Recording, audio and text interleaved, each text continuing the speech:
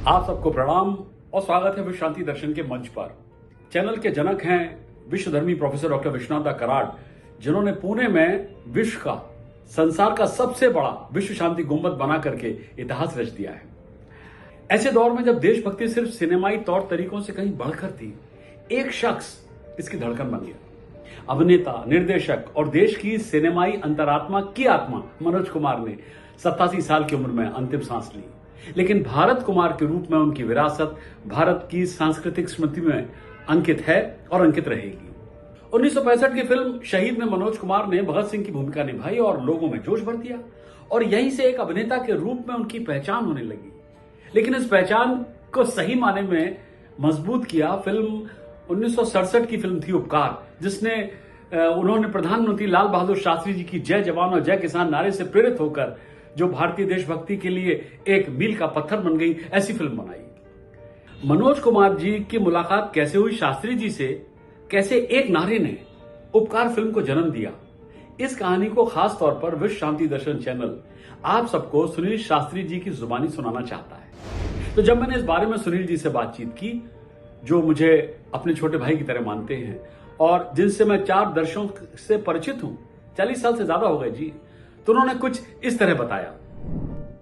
मुझे याद आ रहा है वो दिन जब बाबूजी प्रधानमंत्री थे और मैं उस समय स्कूल में पढ़ता था और मुझे ऐसा लग रहा था कोई आ रहा है, कोई जा रहा है, आ रहा है, लेकिन मुझे लग रहा था कि कोई ज़रूर बड़ा आदमी आ रहा है या एक पॉपुलर आदमी आ रहा है, जिसके लिए भीड़ थोड़ी सी वहाँ इकट्ठी हो रही थी।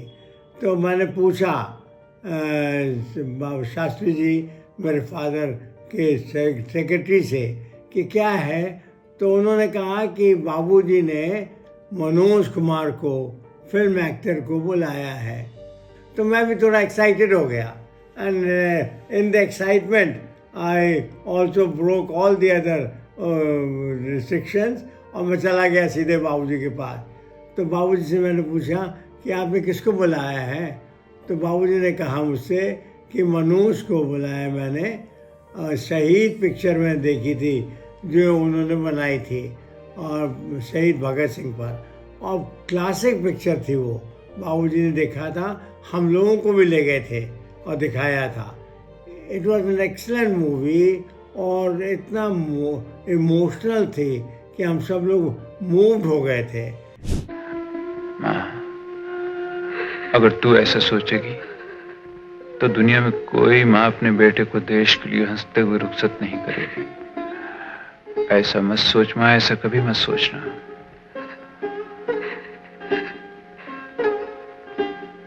भगत, तू इतनी छोटी उम्र में ही सबको छोड़कर चला जाएगा?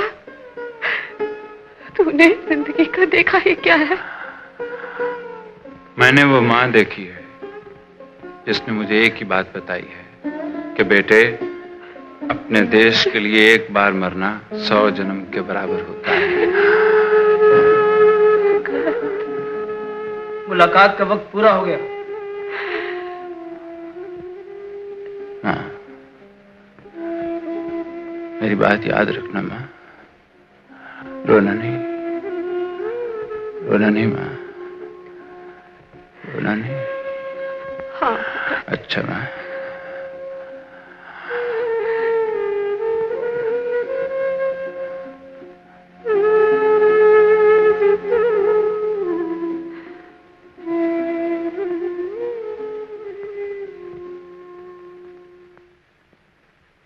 तो मनोज आ गए और आते ही उन्होंने बाबूजी को झुककर प्रणाम किया, उनको नमस्कार किया, और हम लोग चले गए कमरे में, ड्राइंग रूम में, वहाँ जाकर बैठ गए। तो वहाँ हम तो अलग बैठ गए और मनोज और बाबूजी एक तरफ बैठ गए सोफा पे, और पीछे हम लोग दूसरे साइड पे हम लोग बैठ गए सुनने के लिए कि क्या हो रहा है।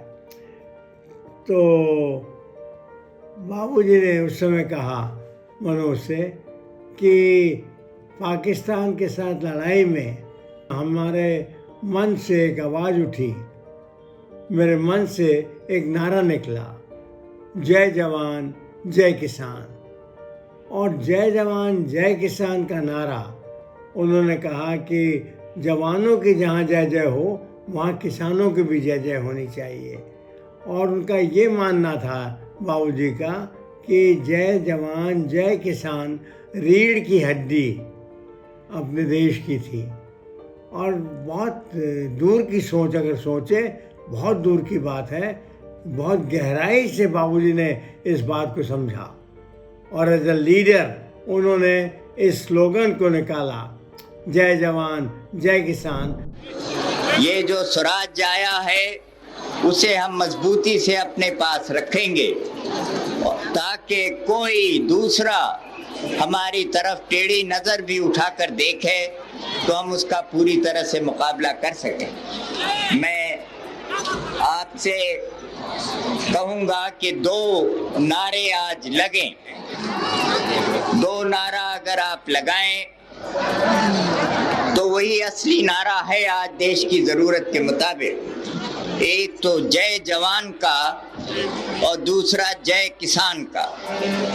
ये 2 नारे मैं समझता हूँ कि आज हमारे देश के लिए ज़रूरी है, एक जय जवान और एक जय किसान, और फिर उसी से सारे देश का एक जय हिंद का नारा लगता है। तो मैं आपसे ये 3 नारे आपके सामने कहता हूँ, आपसे आशा करूँगा कि आप उसे दोहराएंगे।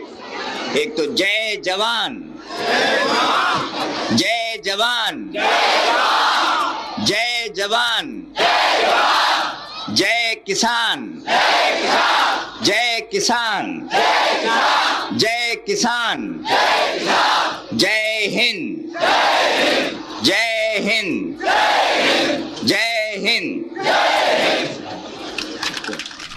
तो बाबूजी ने जब कहा कि तुम मनोज आप कैसे बनाएंगे, आपने शहीद भगत सिंह को बहुत अच्छा बनाया है, हम सब ने देखा, पूरे परिवार ने देखा और वी वर ऑल मूव्ड, हम लोग को बहुत अच्छा लगा। तो हमने मेरे मन में आया कि एक ये जो नारा जय जवान जय किसान का है, इसको एक आधार मानकर आप इसके ऊपर एक सुंदर सा स्क्रिप्ट लिखें और एक फिल्म बनाने की चेष्टा करें, जिससे कि हम लोग जय जवान और जय किसान की फीलिंग को, जो मैंने सोचा है नारा दे से, तो उस फीलिंग को जन जन तक पहुंचा दें। तो मनोज ने कहा कि मैं करता हूं, ज़रूर करता हूं। मुझे ये लगता है कि उन्होंने उस दिन ही रात को बैठकर अपने साथ जो साथी थे उनको लेकर उन्होंने बाबूजी की इस थ्योरी को, जय जवान जय किसान के नारे को, उसकी फीलिंग्स को लेकर उन्होंने एक स्क्रिप्ट लिख दिया।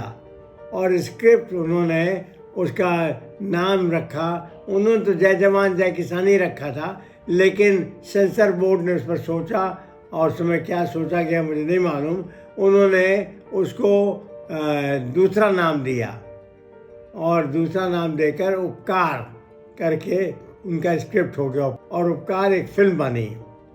और फिल्म जब बनी तो उसके बाद उस पर बहुत से काम किए गए, किसानों के बीच जाकर लोगों से सब पूछना।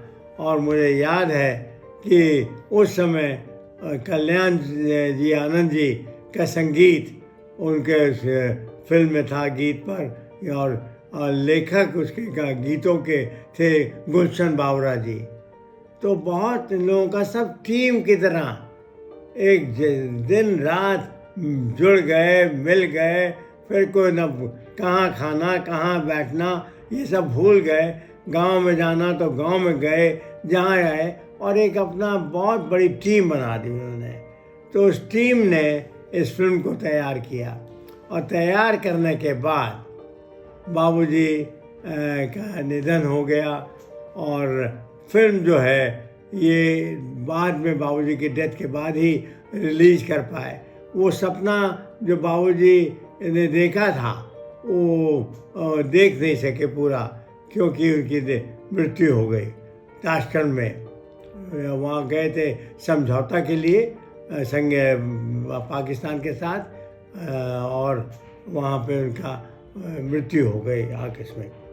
मेरा ये मानना है, आज जब उस फिल्म को देखता हूँ मैं, तो मुझे लगता है कि एक नेता ने एक कलाकार को कैसे जीता, किस तरह से उसको अपनी बातों को बताया, और कितने सुंदर तरीके से उस कलाकार ने, आर्टिस्ट ने, एक्टर ने, मनोज कुमार ने भारत का नाम लेकर उसने कहा कि शास्त्री जी, बता दिया था उन्होंने पहले कि हम भारत का रोल करेंगे, तो भारत बनकर उन्होंने पूरे रोल को अदा किया इस फिल्म में। मनोज कुमार, जिनको लोग भारत के नाम से जानने लगे थे, और वो लोग मानते थे कि एक अच्छे कलाकार हैं और अच्छा उनका रोल रहता है, और देश के भक्ति की तरफ ज़्यादा उत्तेजित रहते हैं। है प्रीत जहाँ की रीत सदा, है प्रीत जहाँ की रीत सदा, मैं गीत वहाँ के गाता हूँ, भारत का रहने वाला हूँ, भारत की बात सुनाता हूँ, है प्रीत जहाँ की रीत सदा। मुंबई पहुंचने के बाद मनोज कुमार एक कलाकार से एक डायरेक्टर के रूप में उन्होंने जन्म लिया, और बहुत ही ज़्यादा उन्होंने समय अपना इस ओर निकाला, और इस फिल्म को बनाने पर, पूरा करने पर, कि अब शास्त्री जी नहीं रहे, तो अब हम लोगों का काम है कैसे इसे पूरा करें। एक टीम बनाई उन्होंने, और सुंदर सी टीम आगे बढ़ी, और धीरे धीरे फिल्म बना। मुझे याद आता है उस समय जब पहला गीत उनका आया, गुलशन बावरा ने लिखा, और पहला गीत जो था, मेरे देश की धरती सोना उगले उगले हीरे मोती, और उसके बाद उसमें आता है रंग लाल है लाल बहादुर से, रंग हरा हरि सिंह नलवे से। ये गीत इतना सुंदर था कि आज तक मैं उस गीत को हर स्वतंत्रता दिवस, हर कार्यक्रम जो भी होता है देशभक्ति का, उसमें इस गीत को सुनता हूँ, और लोगों के अंदर एक उत्साह जागृत हो जाता है। मेरे देश की धरती,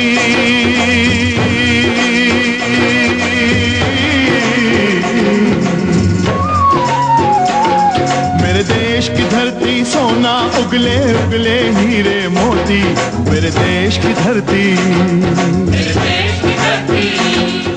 तो ये उनकी कहानी थी, और उसके बाद उन्होंने उसको बाबूजी के ना रहने के बाद भी उस फिल्म को इतना उन्होंने जी जान से लगे रहे, और सुंदर से सुंदर बनाने में, और यहाँ तक कि हमारी ये film national film fair award में दूसरी बेस्ट फिल्म मानी गई है, और उसको करके अच्छी तरह से बहुत लोगों ने देखा, पसंद किया।